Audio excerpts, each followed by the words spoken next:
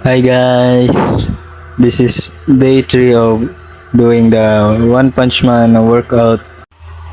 Tsaka una natin ginawa dito guys ay kumain ng ating breakfast. Dalawang presto, 150 calories per biscuit tayo. Good for the... Bago natin simulan ng ating One Punch Man workout, lalakad muna tayo sa school para lang mag-enroll sa second sem. Ito guys, kasama ko ang aking classmate si Janwell, mag-enroll dito sa school second sem.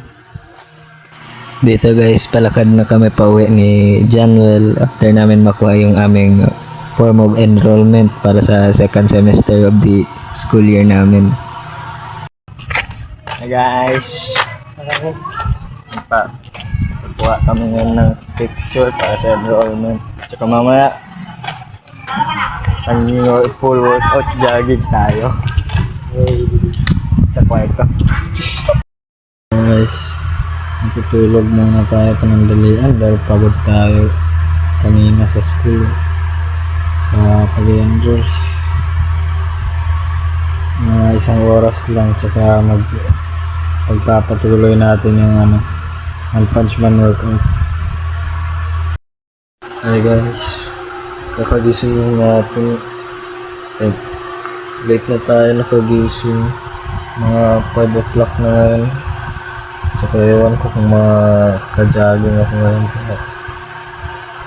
Iisipin na natin bagong workout natin ngayon guys.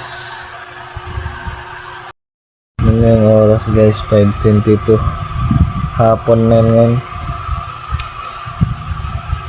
Isang oras napunta sa 2 oras.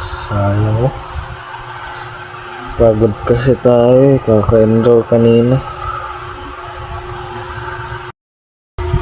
At so yun guys, na tayo mountain climber tayo. Pang palit natin sa natin 10 kilometer run. Kamali pala tayo sa first day. Akala ko 32 kilometers tinatakbo sa Saitama. 10 kilometers lang pala. Sobrahan natin, umabot tayo sa 15 kilometers.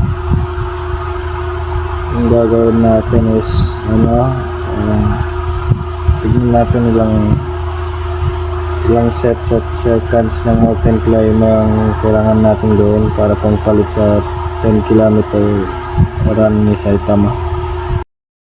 So yun guys, mga 20 minutes or 30 minutes na kailangan natin worth yung mountain climbers para tayo sa range ng 10 kilometers.